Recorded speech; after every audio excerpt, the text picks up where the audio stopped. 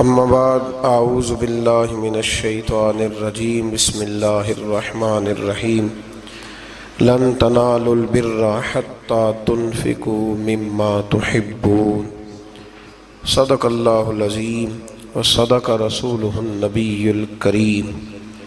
درود پاک پڑھیے۔ الصلاۃ والسلام علیک یا سیدی یا رسول اللہ وعلی آلک واصحابک یا سیدی یا حبیب اللہ۔ اللہم صلی علی سیدنا و مولانا محمد معدن الجود والکرم وآلہ وصحبہ وبارک وسلم۔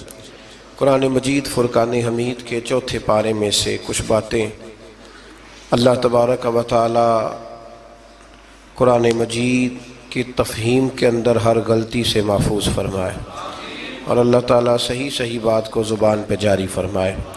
چوتھے پارے کی پہلی آیے کریمہ میں اللہ تبارک و تعالیٰ نے فرمایا ہے کہ لن تنالوا البر حتی تنفقوا مما تحبون، فرمایا تم ہرگز بھلائی کو نہیں پہنچ سکتے جب تک تم اپنی پیاری چیز راہ خدا میں خرچ نہ کرو۔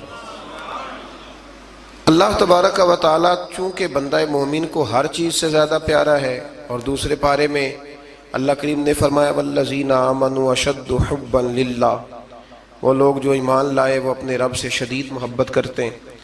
تو اللہ تبارک و تعالیٰ نے یہ قانون دیا کہ تم اگر بھلائی کو پانا چاہو، وہ بھلائی جو اللہ کا قرب تمہارے لیے آسان کرے، تو پھر اس کا نسخہ یہ ہے کہ جو تمہاری پیاری چیز ہے، جو محبوب چیز ہے، وہ اپنے محبوب رب کے رستے میں خرچ کر دو۔ ہمارے ہاں جو کہ بہت دفعہ دین کو اس لیے سنا جاتا ہے کہ ہم الحمدللہ ماشاءاللہ، یا اگر عذاب اور سختی کے جملے آئیں گے تو استغفار پڑھ کے گزر جائیں گے۔ صحابہ کرام علیہم رضوان کے ہاں جب کوئی آیہ کریمہ آتی تھی تو پھر اس کا پریکٹیکل ہوتا تھا، پھر اس پر عمل ہوتا تھا۔ جب یہ آیہ کریمہ نازل ہوئی تو حضرت ابو طلحہ رضی اللہ تعالیٰ عنہ بہت زیادہ اللہ نے انہیں نوازا ہوا تھا، جائیدادیں تھیں، مکانات تھے، مال و اسباب تھا۔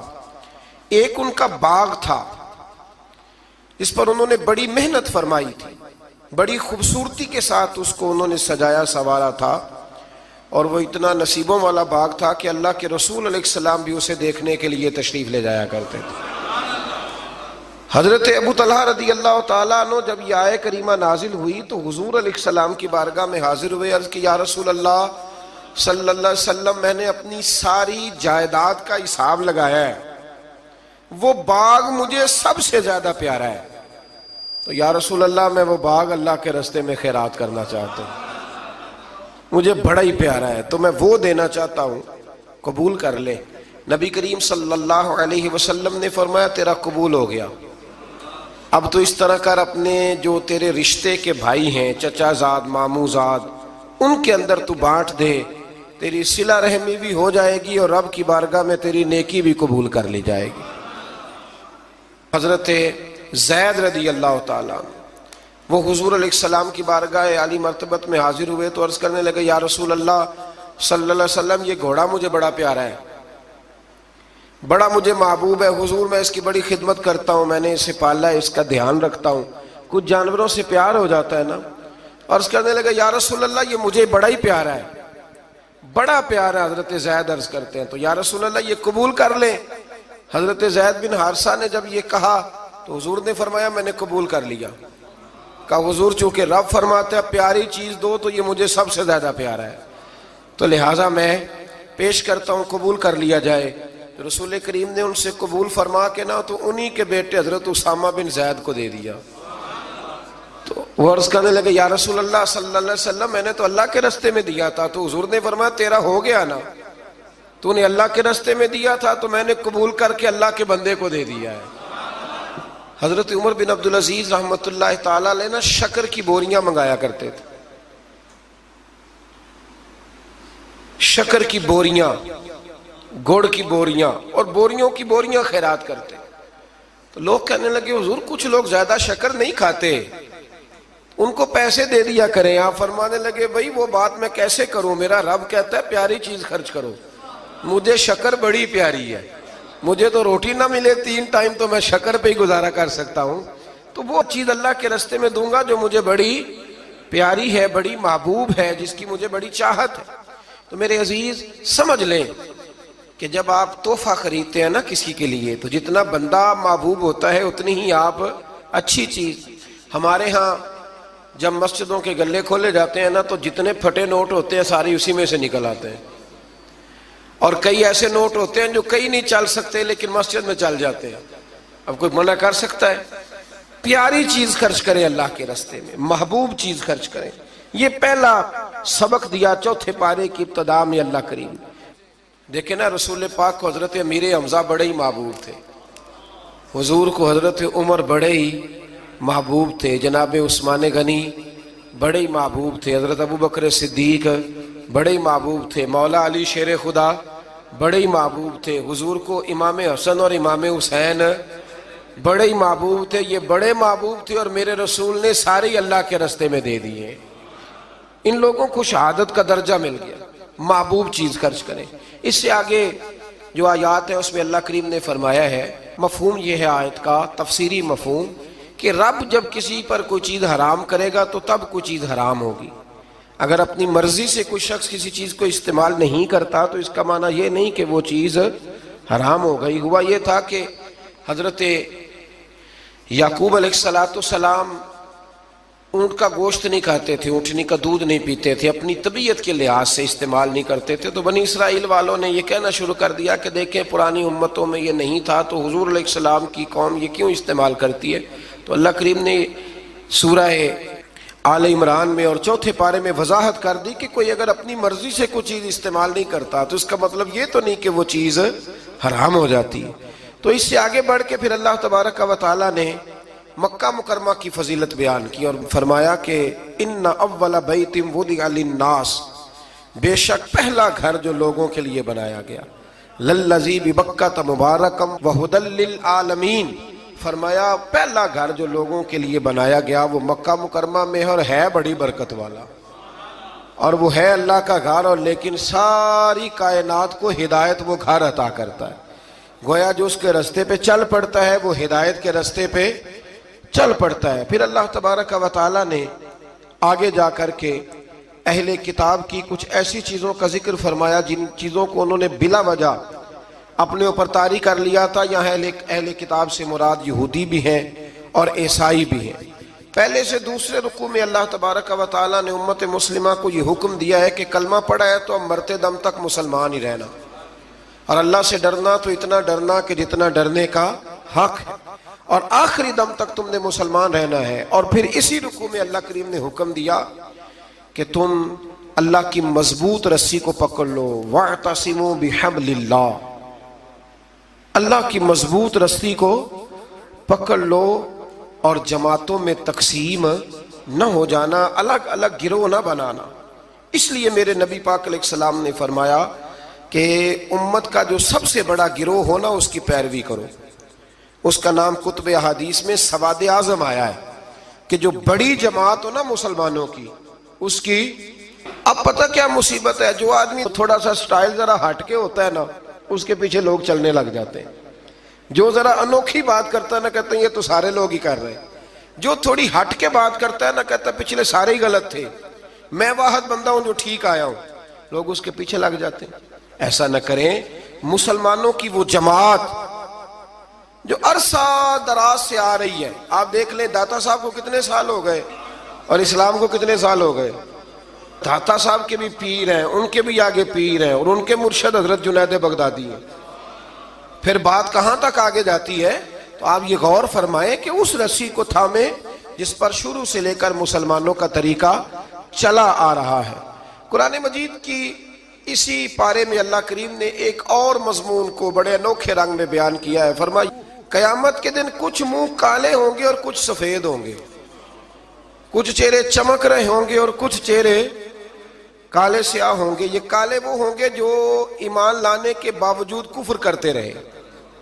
اسی آیت میں اللہ نے وضاحت کر دی اور فرمایا یہ جن کے منہ سفید ہوں گے نا، یہ قیامت کے دن جن کے چہرے روشن ہوں گے، یہ وہ لوگ ہیں جنہیں اللہ اپنی رحمت عطا فرمائے گا۔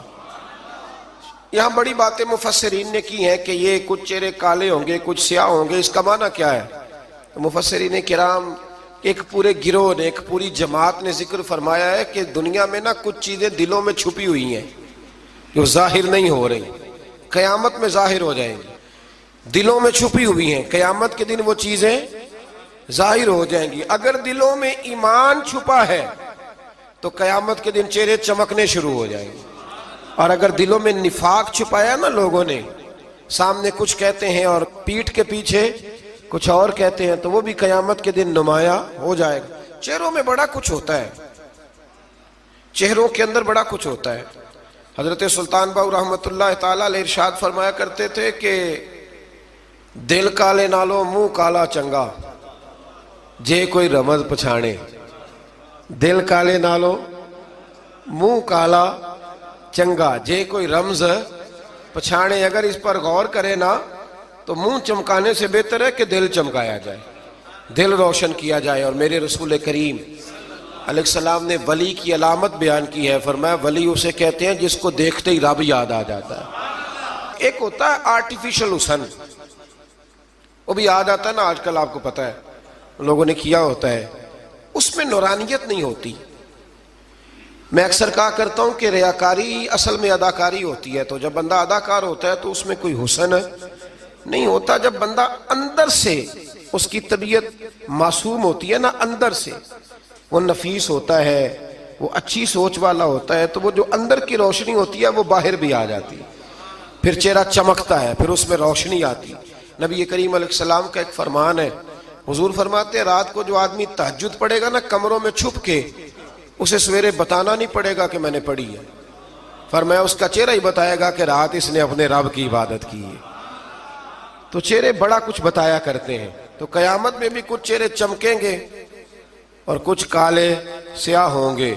انشاءاللہ اللہ فضل فرمائے گا تو اہل حق کے چہرے چمکیں گے، اللہ فضل ہی فرمائے گا، کرم فرمائے گا۔ پھر دیکھیے دوسرے سے تیسرے رکوع میں اللہ کریم نے نا اس امت کی فضیلت بیان کی، فرمایا کنتم خیر امت اخرجت للناس، فرمایا تم بہترین امت ہو، تمہیں اللہ تبارک و تعالیٰ نے لوگوں کی بھلائی کے لیے پیدا فرمایا ہے۔ اے رسول کریم کی امت تم ایک بہترین امت ہو۔ دنیا میں سب سے کمزور شخص پتہ کون ہوتا ہے؟ جسے یہ پتہ ہی نہیں ہوتا کہ میرا مقام کیا ہے۔ اگر پتہ چل جائے نا میرا مقام کیا ہے تو جینا آسان ہو جائے۔ یعنی ایک آدمی استاد ہے، ٹیچر ہے، اور جب وہ چھوٹی حرکت کرتا ہے نا تو پتہ لگتا ہے کہ اسے پتہ ہی نہیں کہ میرا اصل میں مقام کیا ہے۔ تو استاد ہے، تیرا سٹیٹس ہے، تیرا معیار ہے، اتنی چھوٹی بات تو کر گیا۔ بہت بڑا آدمی، وزعدار آدمی، وہ جب چھوٹی بات کرتا ہے تو محسوس ہوتا ہے کہ نہیں باتوں میں ہی بڑا ہے، باقی اس کے پاس کوئی چیز موجود نہیں ہے۔ امت مسلمہ بڑی امت ہے، جب یہ چھوٹی بات کرتی ہے نا، چھوٹی بات۔ میں ملک سے باہر تھا تو وہ سنگیوں کو، ہمارے مسلمانوں کو کچھ مسئلہ بن گیا، ان کی ڈیوٹی ہے سارا دن غیروں کی تعریفیں کرنا، سارا دن تعریفیں کرتے ہیں۔ ان کی سڑکیں دیکھی ہیں، ان کے مکان دیکھیں، ان کی فلانی چیز دیکھی ہے۔ تو میں نے ان سے کہا کہ میں نے تو سنا ہے کہ بچہ بالغ ہو جاتا ہے تو ابا خود کہتا ہے جا اپنا بندوبست کر، کہتا ہے کہ نہیں کہتا؟ تو میں نے کہا یہ تو نکال دیتے ہیں بچوں کو، بچے اپنا بندوبست کر لیتے ہیں اور ابا جی کا بندوبست کوئی بھی نہیں کرتا۔ 2 3 مہینے یورپ میں بوڑھا اندر مر جاتا ہے تو پھر باہر خبر آتی ہے کہ مر گیا، جب بدبو گلی میں آنے لگتی۔ یہ معیار ہے۔ سڑکیں پکی ہیں، اس میں کوئی شک نہیں، مکانات اچھے ہیں، قانون کی پابندی ہے، لیکن میرا مسلمان جب وہاں جاتا ہے اشارہ نہیں توڑتا، تو اگر یہاں بھی نہ توڑے تو قانون یہاں بھی صحیح ہو سکتا ہے۔ لیکن جو بندہ وہاں سے پیسے کما کے آتا ہے نا، وہ کہتا اب اشارہ نہ توڑوں تو پتہ کیسے چلے گا کہ میں وہاں سے آیا ہوں۔ تو بھائی آپ بہترین لوگ ہیں، آپ چھوٹی بات کیوں کرتے ہیں؟ آپ بہترین لوگ، آپ تھوڑا اونچا بیٹھ کے بات کریں، آپ کا ایک سٹیٹس ہے، مومن کا ایک مقام ہے۔ میرے نبی کریم صلی اللہ علیہ، رسول کریم علیہ السلام بیت اللہ شریف میں کھڑے تھے، کعبہ معظمہ کے سامنے۔ حضور نے بیت اللہ شریف کی طرف دیکھ کے فرمایا، کہ ترمذی کی حدیث ہے، حضور فرمانے لگے کعبے تیری بڑی عزت ہے، پر جو بندہ میرا کلمہ پڑھ لیتا ہے نا، بندہ مومن، اس کی عزت اللہ کی نظر میں کعبے سے بھی زیادہ ہے، وہ زیادہ قابل اعزاز ہے۔ اب اس کو سمجھنا چاہیے نا کہ جس نے حضور کا کلمہ پڑھا اس کا ایک اعزاز ہے، یہ چھوٹی بات نہیں کر سکتا۔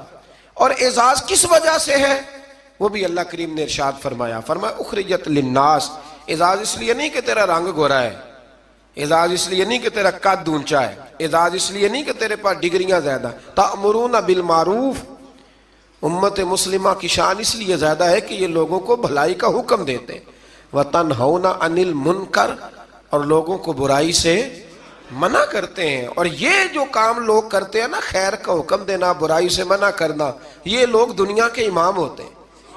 اب ہمارے ہاں کیا ہوتا ہے، ایک سازش ہوتی ہے، جن لوگوں کو ہم نے نیکی کا حکم دینا تھا نا، اللہ کی توحید کا پیغام دینا تھا، نبی کریم علیہ السلام کی رسالت کی بات جن لوگوں کو ہم نے کرنی تھی، جب ہمارا لیڈر اسی قوم کو بطور مثال یہاں بیان کرتا ہے، یعنی جس کے لیے حکم تھا کہ ہم اسے کہیں کہ تو کلمہ پڑھ لے، جب اسے ماڈل بنا کے ہمارے سامنے پیش کیا جائے گا کہ وہ بڑا اچھا ہے، تو ہم اسے کیسے کہیں گے کلمہ پڑھ؟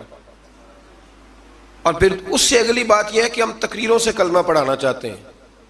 تقریر بڑی مؤثر کام ہے، ضرور ہونی چاہیے، لیکن دنیا میں انقلاب عمل سے آتا ہے، عمل سے۔ صحابہ کرام علیہم رضوان نے بڑی بڑی تقریریں کی، بڑے بڑے جاندار وہ لوگ تھے کہ ایک جملہ کہتے تھے تو دنیا تڑپ اٹھتی تھی، لیکن ان کی تقریروں سے زیادہ اثر ان کے عمل میں تھا۔ حضرت بایزید بسطامی رحمۃ اللہ علیہ کا زمانہ تھا، تو ایک یہودی اور مسلمان کی دوستی تھی، تو اس یہودی نے مسلمان سے کہا کہ یار ہماری بڑی دوستی ہے تو دوستی پکی رہنی چاہیے، تو مسلمان کہنے لگا بالکل پکی رہے گی، میرے دل میں بھی بڑے دنوں سے خواہش تھی کہ دوستی پکی ہو جائے۔ تو کہا کیسے پکی ہو سکتی ہے؟ تو مسلمان کہنے لگا تو کلمہ پڑھ لے دوستی۔ تو وہ یہودی کہنے لگا یار ناراض نہ ہونا، میں نے دو اسلام دیکھے، کون سے والے اسلام کا کلمہ پڑھو؟ اس نے کہا دو اسلام۔ کہنے لگا ایک اسلام تیرا ہے، ایک حضرت بایزید بسطامی کا ہے، میں اور تو کٹھے رہتے ہیں، نماز کا وقت ہوتا ہے تو بھی بیٹھا رہتا ہے، میں بھی بیٹھا رہتا ہوں نماز، اور ادھر اگر شراب کی مجلس چلتی ہے تو میں جاتا ہوں تو معاذ اللہ تو بھی چلا جاتا ہے، اگر کوئی فحاشی اور یعنی کا کام ہے میں جاتا ہوں تو بھی چلا جاتا ہے، تو اگر ایک لفظ ہی مجھ سے کہلانا ہے، ایک جملہ ہی کلمے کا، تو میں کہہ دیتا ہوں، لیکن اگر تو مجھے اس اسلام کی دعوت دیتا ہے نا جو حضرت بایزید بسطامی کا ہے، حضرت بایزید بسطامی کا بھی ایک اسلام ہے، وہ شخص اٹھتا ہے تو پتہ چلتا ہے کہ مصطفیٰ کا غلام ہے، وہ بیٹھتا ہے تو پتہ چلتا ہے یہ کسی کا بنا ہوا ہے، یہ رکتا ہے، آتا ہے، جاتا ہے تو اس کے وجود سے شعائیں چھلکتی ہیں، محسوس ہوتا ہے کہ اس پر رنگ اپنا نہیں، اس پر محمد عربی کا چڑھایا ہوا رنگ ہے، تو نظر آتا ہے۔ تو اگر وہ والا اسلام ہے تو میں قبول کرنے کو تیار ہوں، مجھے پڑھاؤ کلمہ۔ دیکھیں نا، ایک شخص سے میں نے کہا کہ تو سر پہ پگڑی باندھ لے، اور میں نے باندھی نہیں ہوئی، تو فوراً اس کے دل میں خیال آئے گا کہ اگر اتنی اچھی ہوتی تو آپ بھی تو باندھتے نا۔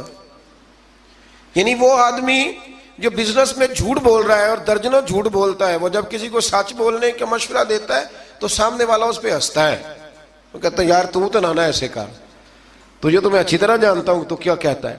تو اللہ تبارک و تعالیٰ نے اس آیہ کریمہ میں ہمیں سمجھایا ہے، ارشاد فرمایا جا رہا ہے کہ تم بہترین امت اس لیے ہو کہ لوگوں کو بھلائی کا حکم دیتے ہو اور برائی سے روکتے ہو، منع کرتے ہو۔ اللہ تعالیٰ ہمیں سمجھنے کی توفیق عطا فرمائے۔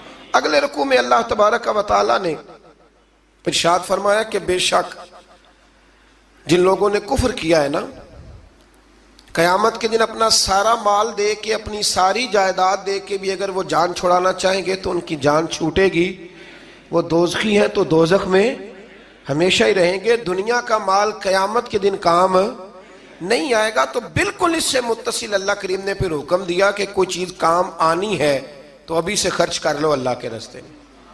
مطلب ہمیں امید ہوتی ہے کہ میرا بچہ پڑھ کے بخشوائے گا، میرے نام پہ خیرات کرے گا، تو میاں جتنی تو نے کی ہے اپنے لیے اتنی اس نے کرنی ہے نا، تو نے پتہ ہی ہے نا تو نے کیا دیا ہے، تو آپ میرا اور آپ کا بیٹا ہی ہے نا۔ تو اللہ تبارک و تعالیٰ نے یہاں حکم ارشاد فرمایا کہ خود اپنے لیے کر لو جو کچھ کرنا ہے۔ اور پھر ایک اور عادت یہاں اللہ کریم نے انسان کی بیان فرمائی اسی پارے میں، ارشاد فرمایا کہ اسے تھوڑی سی خوشی ملتی ہے تو راضی ہوتا ہے، اور ذرا سی تکلیف پہنچتی ہے تو شکوے کرنے لگ جاتا ہے۔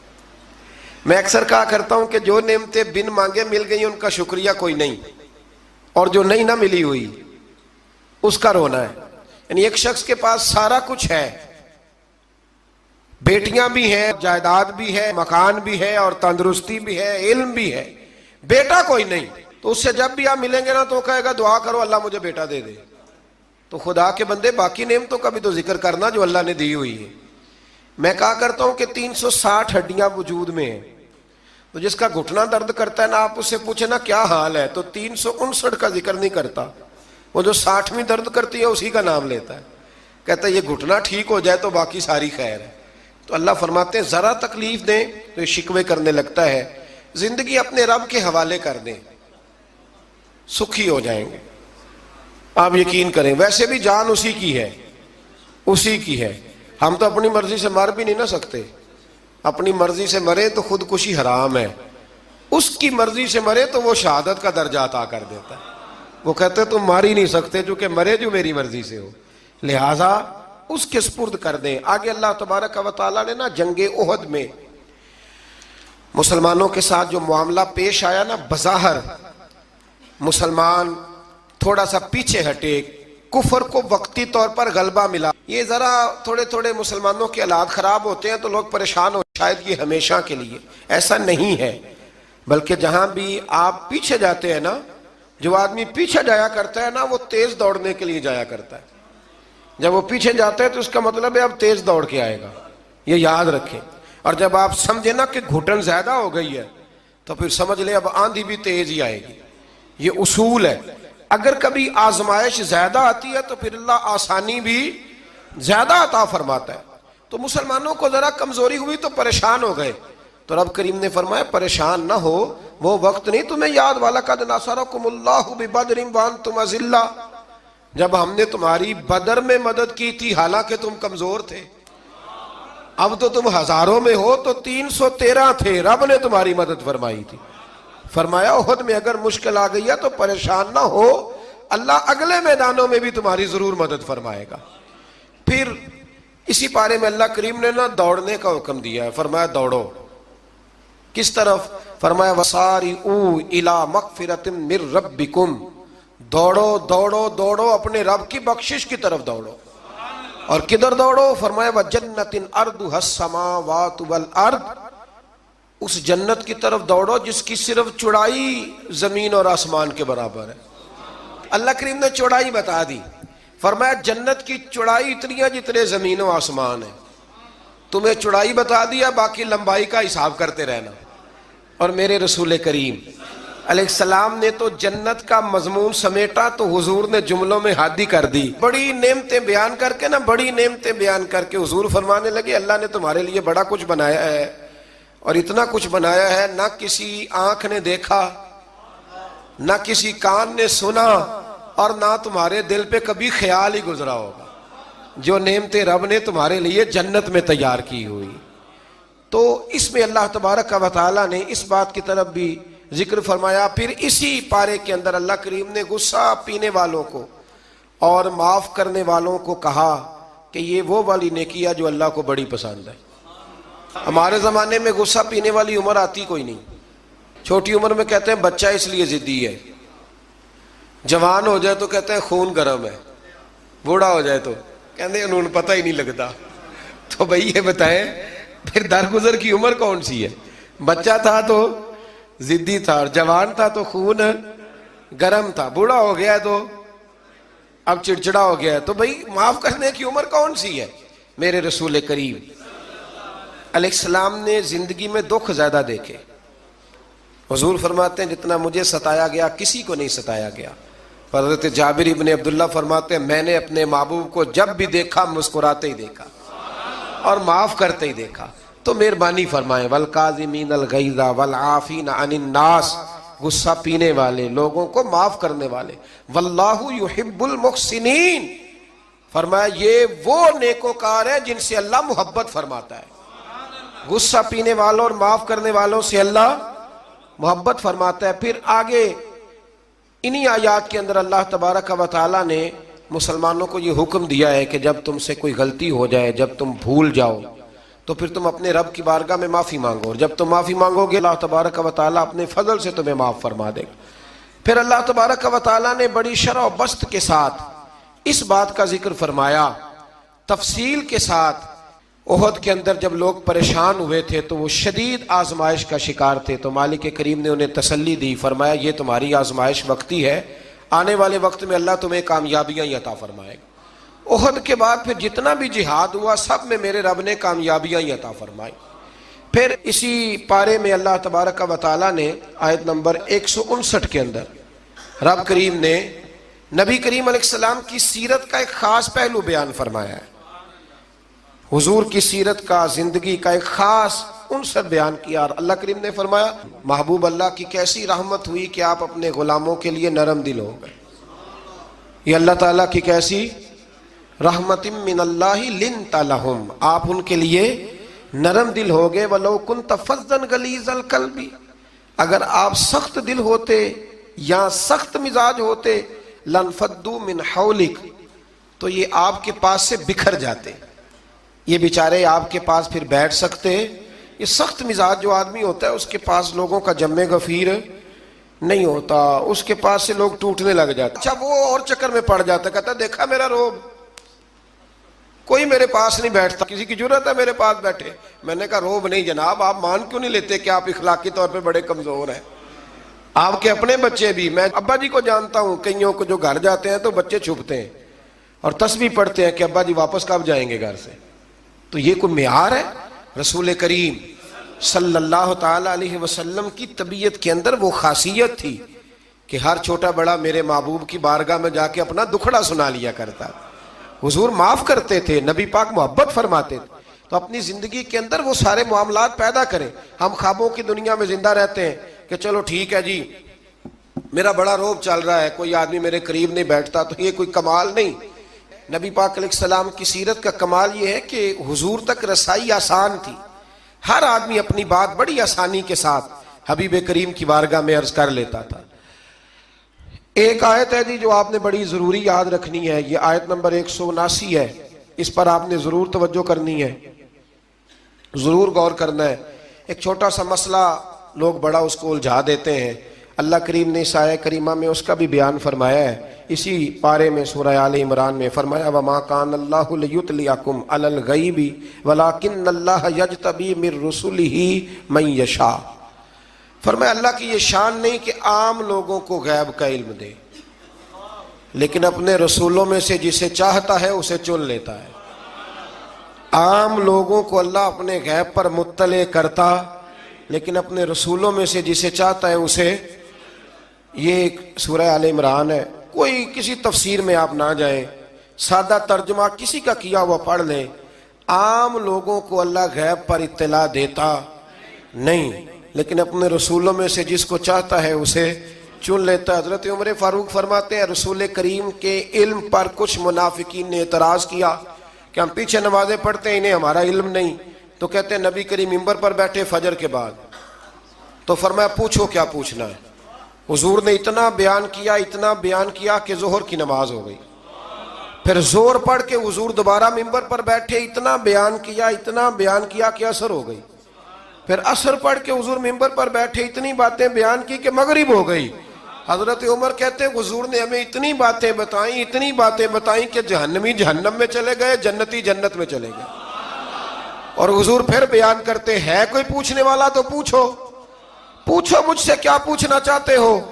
ہمارے استاد تھے، شیخ تھے علامہ تحسین رضا صاحب بریلی شریف میں، انہوں نے ایک قطعہ کہا تھا بڑا شاندار، کہنے لگے علم غیب رسول کے منکر اس حقیقت کو بھول جاتے ہیں، غیب مانا کہ راز ہے لیکن راز اپنوں سے کب چھپاتے ہیں۔ اور اعلیٰ حضرت نے تو قلم توڑ دیے، فرمانے لگے اور کوئی غیب تم سے نہا ہو بھلا جب خدا ہی نہ چھپا رہا، جو سب سے بڑا غیب ہے جب نبی پاک نے اسے ہی دیکھ لیا ہے تو پیچھے کیا رہ گیا۔ تو اس لیے اس آیت کریمہ میں اللہ کریم نے اس مسئلے کو حل فرما دیا۔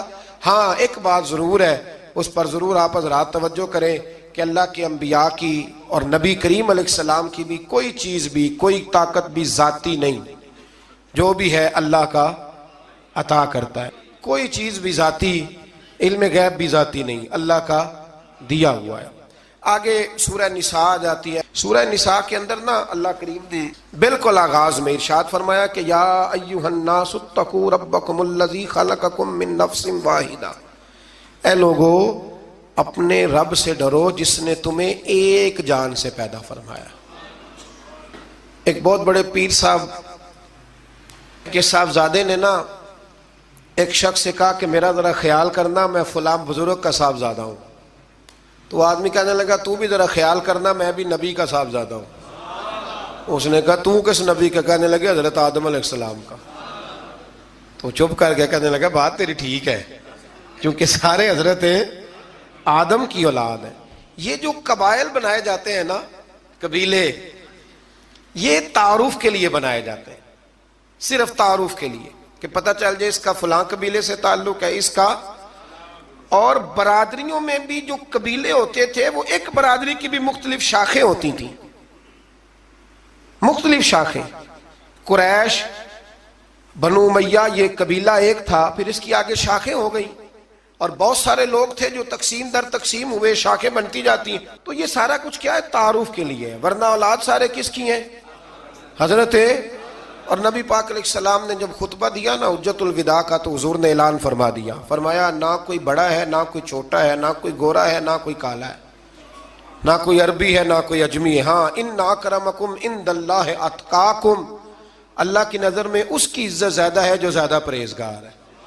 ابھی تک یہ مصیبت بنی ہوئی ہے ہمارے معاشرے میں، ابھی تک برادریزم کی، اور کوئی عجیب سا ہی معاملہ ہے، سمجھ میں نہیں آتا کہ یہ کہاں جا کے حل ہوگا۔ ایک ہی برادری سے دو لوگ ہیں، ان سے کہا گیا کہ جناب وہ آپ نے کہا تھا کہ راجپوت فیملی میں رشتہ مل جائے تو اچھا ہے، تو مل گیا، کر لے۔ کہنے لگے نہیں کرنا، یہ مہاجر ہے، ہم مقامی ہیں۔ تو ٹھیک ہو گیا بھئی، اب کتنی تقسیم اور کرنی، یعنی اس سے بھی آگے، اور پھر اس سے آگے تقسیمیں۔ اور یہ اتنی خوفناک تقسیم ہے کئی دفعہ پریشان ہو جاتے ہیں کہ قوم کتنی کو بٹے گی، کتنی کو بٹے گا۔ آپ یہ جو تقسیم ہے نا، اس تقسیم سے نکلیں۔ اب آپ یہ مزاج بنائیں کہ بھئی یہ نہیں کہ ان کو کھانا بنانا نہیں آتا، معاملہ یہ ہے کہ ان کا ٹیسٹ اپنا ہے، ہمارا ٹیسٹ، تھوڑی وحدانیت کی طرف جائیں، امت واحدہ بننے کی کوشش کریں۔ ایک تقسیم ایسی ہے بد عقیدگی کی کہ جس سے نکلا نہیں جا سکتا، جو بد عقیدہ ہو گیا اس کے ساتھ کیا صلح ہو سکتی ہے، لیکن باقی کوشش کریں، جو اپنے ہیں نا اپنے، ان کی غلطیوں سے درگزر کریں، انہیں قریب کریں، چھوٹی موٹی کمزوریاں دور کریں، محبت کے ساتھ ذکر کریں، خیر کی بولی بولیں، اپنوں کی باتیں اپنوں میں رکھیں، اور کوشش کریں دل تھوڑا بڑا رہے، محبت تھوڑی بڑی رہے، پیار تھوڑا بڑا رہے، وفا تھوڑی بڑی رہے۔ اس سے آپ کا دل بھی بڑا ہوگا اور لوگوں کے اندر محبت بھی زیادہ پیدا ہوگی۔ اللہ ہمیں سمجھنے کی توفیق عطا فرمائے۔